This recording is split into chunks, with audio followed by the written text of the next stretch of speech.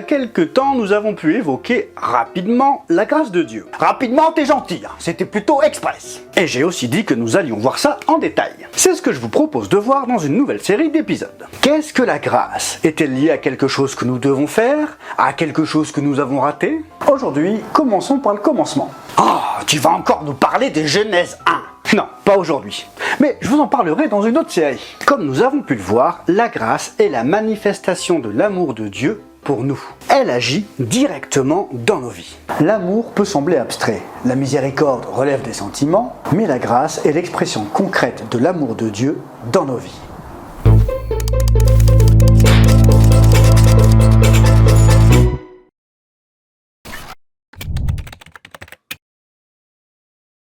Certaines personnes pourraient se contenter de la miséricorde de Dieu.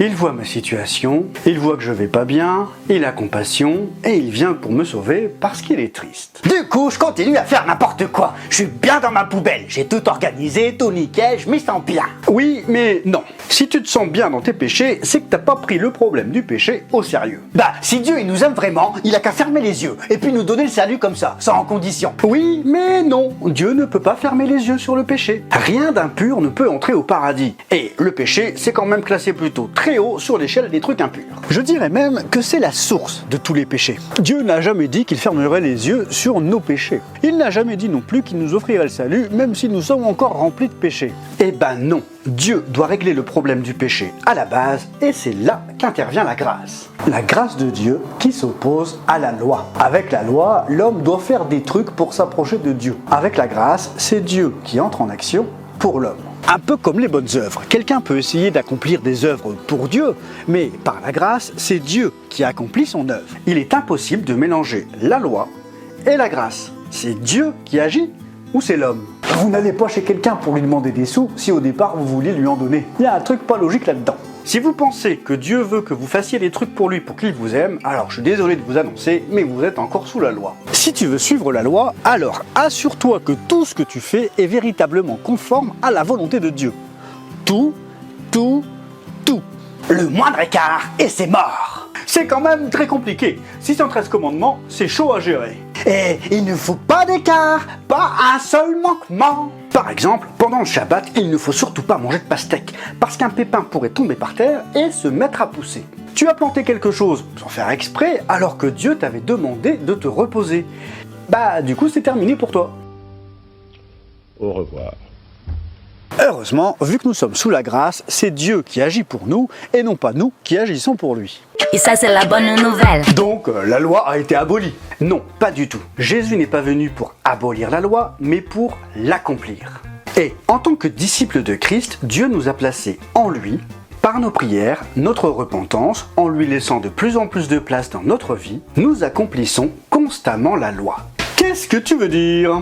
Répondre aux exigences de la loi, c'est ce que la Bible appelle les œuvres. Et nous pouvons noter 3 types d'œuvres pour l'homme. Les manquements ou les erreurs, c'est quand tu pèches, quand tu ne réponds pas à la volonté de Dieu. Les accomplissements, tout ce que tu fais, tout ce que tu réussis. Et dernièrement, les œuvres pour lesquelles il est responsable pour les temps à venir. Est-ce que la grâce de Dieu dépend de tes péchés? Ben non. Sinon, personne ne pourrait bénéficier de la grâce puisque nous sommes tous pécheurs. Romains 3,23, car tous ont péché et sont privés de la gloire de Dieu. Est-ce que la grâce dépend de ce que tu réussis?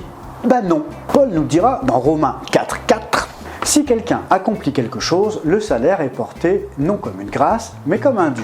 Tu reçois un salaire pour ce que tu accomplis, pas une grâce. Ah bah, tout travail mérite salaire. Et est-ce que la grâce dépend de ce qu'on fera plus tard? Eh ben non, Dieu ne donne pas le salut à crédit que tu dois rembourser plus tard à coup de bonnes œuvres. Dieu, c'est pas le président de Ciel Télém. Jésus a dit dans Jean 10,28, « Je leur donne la vie éternelle. Elles ne périront jamais et personne ne pourra les arracher de ma main. » Jésus donne la vie éternelle à ses brebis. Il n'a pas dit « je leur fais crédit de la vie éternelle et ils la recevront vraiment une fois qu'ils auront tout remboursé ». Si tu es disciple de Jésus-Christ, que tu entends sa voix, c'est-à-dire que tu comprends sa parole, alors la grâce de Dieu ne dépend pas de tes manquements ou de tes bonnes œuvres passées ou futures. Lorsque tu prends la scène, pose-toi 2 minutes et arrête de te regarder toi, voir ce que tu as bien fait ou ce que tu as mal fait, mais demande-toi plutôt si Dieu t'aime. Qu'est-ce qu'il a fait pour prouver son amour envers toi? Et si tu ne sais pas quoi répondre, souviens-toi que Jésus disait que ce pain qui est rompu est comme son corps brisé. Et la coupe de vin, son sang versé pour toi à la croix. Prenant sur lui tout le poids de tes péchés, de tes maladies, de tes iniquités. Jean 13,1 nous dit « Jésus, qui avait aimé les siens qui étaient dans le monde, les aima jusqu'au bout. » Et Jésus t'aime jusqu'au bout. Il est mort pour toi alors que tu ne le connaissais même pas.